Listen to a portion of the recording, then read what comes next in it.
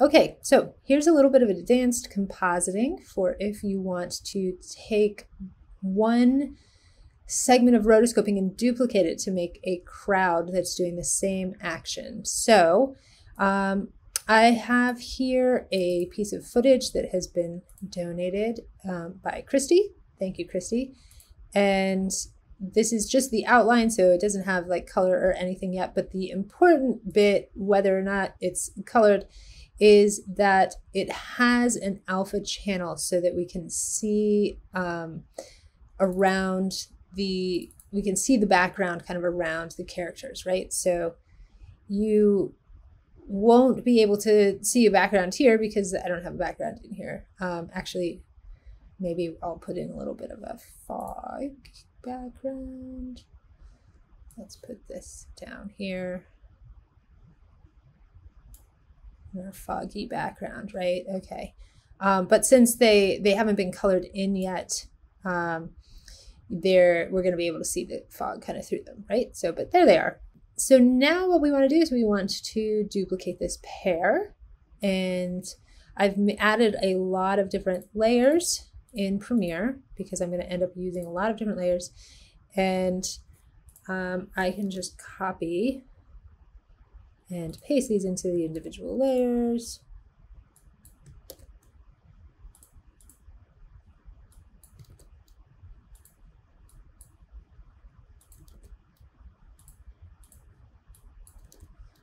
Let's start with 1, 2, 3, 4, 5, 6. Let's start with 6 and see how that goes.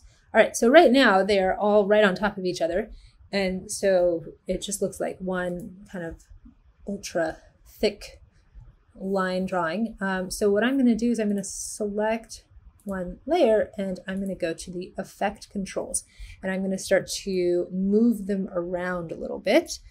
And what I'm trying to do is to stagger them a little bit, not super close, because, you know, people need a little bit of room to dance, but give them a little bit so that they're not kind of like on the same X and Y plane exactly. The other thing that you can do is you can change the scaling a little bit to give it a little more kind of like perspective.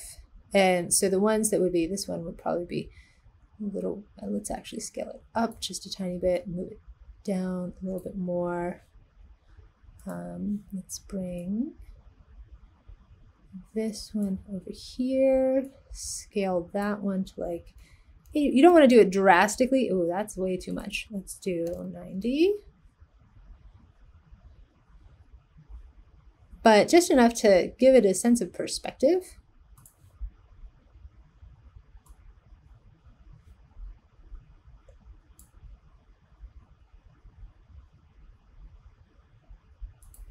Let's do this one at 93 maybe. And we've got a couple more. Let's bring that one down here. Maybe put that at 1. Whoops. Oh, well, there you go. You can kind of see them all dancing in sync, right? Great. Okay, so we've got our 6 pairs. Oh yeah, there they are. 1, 2, 3, 4, 5, 6. So there they are. They're all dancing in perfect synchronization. I should shorten this so it doesn't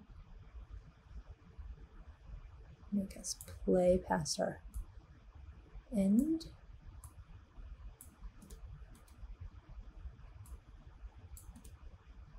And so, I mean, like that's a start, right? But what if you want them to not be perfectly in sync? Because we, you know, as human beings, we're never perfect unless, you know, somebody is mind controlling us or we're robots.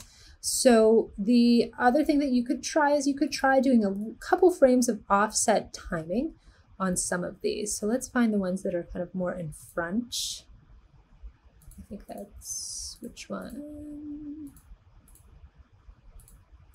This one here, right? Yes. So let's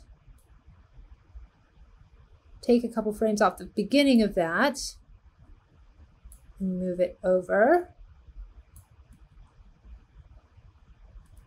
And then let's take maybe one frame off of this one and move it over. And let's take one frame off of here.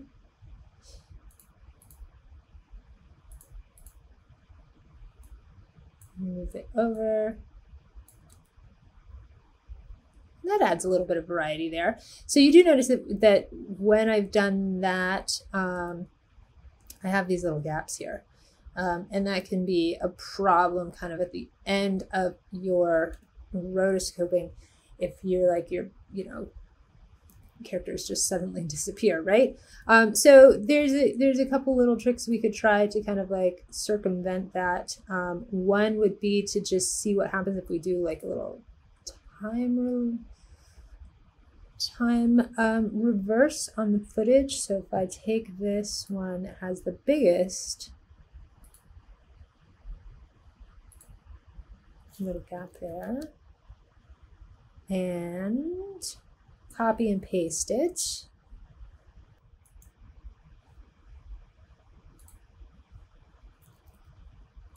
I reverse the speed. Is that going to cause it to be super crazy? Possibly, but we'll just have to see. The other thing that we could possibly do is we could, with these ones that are just like one frame, we can maybe just duplicate that last frame and just stick it in there and hope nobody notices, right?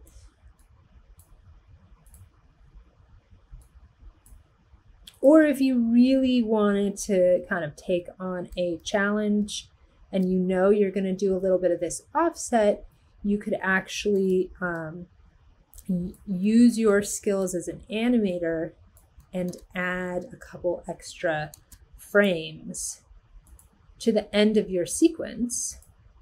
And then your sequence would end up actually being a few frames too long for some of these. You just cut it back. But then when you offset it by a few frames for the ones that need it, then you have this sort of like extra cushion that you can play with. So, you know, if you were able to figure out like what would be the next step that these characters would take in their dance, you know, you could draw 2 or 3 extra frames at the end of the sequence and then just have a little bit of cushion to work with. Let's see how terribly noticeable that is when they go backwards. Whoops, we have to cut that, trim that. Otherwise it's super noticeable. Let's try it again.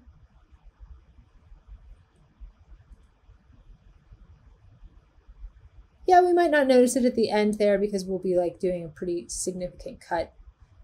Sort of like one couple just is like, I'm done, I'm gonna stop.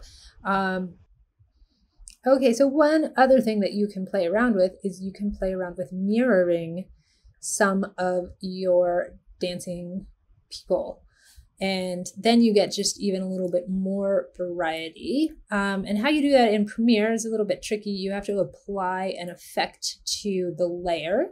So let's go to the effects and I want you to search for transform. And under distort, in the distort folder, there is a transform. So use that one and then drag it onto your clip and then go to the effects control and you can look at the scale. And what we are going to do is we want to uncheck the uniform scale because we only want to scale the width and we want to make that -100. What that's going to do is it's going to just mirror flip the image over the vertical axis. Now, because it flipped it the entire 1920 by 1080 layer, my 2 people that were just there, you can see them there, they just disappeared because now they're like way over here. So we need to go back up to the position control and then we just need to drag them back into the comp. Where are you? There you are. Okay, there they are. Great. So maybe we'll try and do that with one other group. You can copy an effect. So if you select the transform effect and hit Control C, then you can find which one should we add it to. Maybe this one. Maybe these guys in the front. Which layer are these? It's hard to tell. Too many layers. Maybe this one here. Okay, and then we have to pull them back over to where we want them. And I feel like they need to be a little bigger because they're there. Let's make them a little bigger. Put them over here. Oh, and if you notice, I do also have to apply that to this little patch that I put in there. So that's why we're getting this little pop happening at the end here. They kind of pop back over to where they used to be. So if you select, you can always copy and paste stuff. So if we've applied some motion, so we can copy and paste that there, and we can select our transform effect and paste that there, and now they're back where they need to be. And then this other group also, this other little extra frame. See if we can do both of these at the same time. Yes, looks like it. Select both of those and then paste it onto that last little bit. And then same thing. Oh, that's the only one we mirrored. We only mirrored two, so there.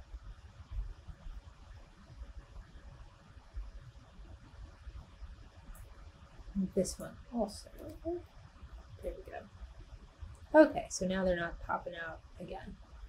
All right, so there we go. We've got a nice little dancing crowd. We've got a little bit of variety to add some humanity into them. What are some other fun things that you can play with? So if you have a good outline, or if you have your layers separated, so you're like your color layer and then an outline layer, or you have various layers, you can apply different effects to different layers. So for example, on this outline layer here, let's choose one of these ones in the front. Let's get, which one? This one. This one here. All right. Oof, hard to keep track of these guys. So let's go to the effects, and a number of you have been interested in a glow. So if you search for glow, there's this alpha glow, and you can drop that on, and it does, you can adjust settings in the effects control, how like much glow you have. I'm not sure why it's kind of like doing it in this little spotty fashion. There must be something about the way the line is drawn. Zoom in a little bit and see what's going on. Yeah, I'm not sure what's going on there. It usually doesn't do that. But you can play around with that. You can make it glow a certain color. If you choose this, like you could either match your color of your line, or you could go for like a complementary color, like that, like a little green glow.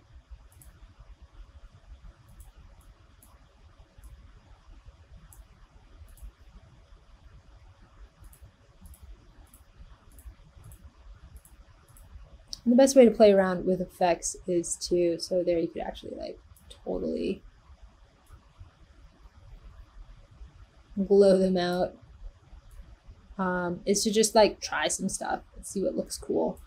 And then what that will do, what it will do is it will,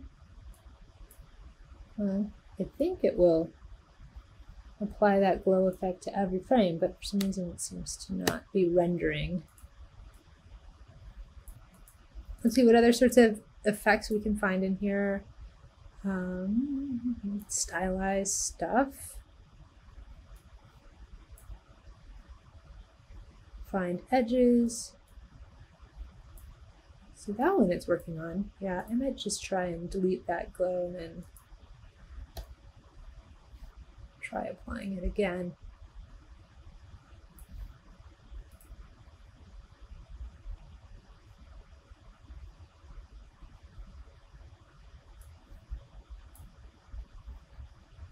Ooh, that's kind of neat. I like that. They just got all sparkly. I like that brushstroke thing. Let's see what happens if we apply that to everybody.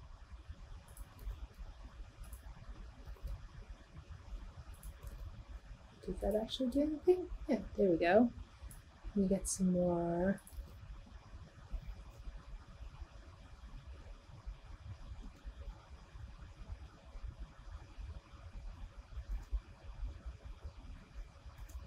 All right.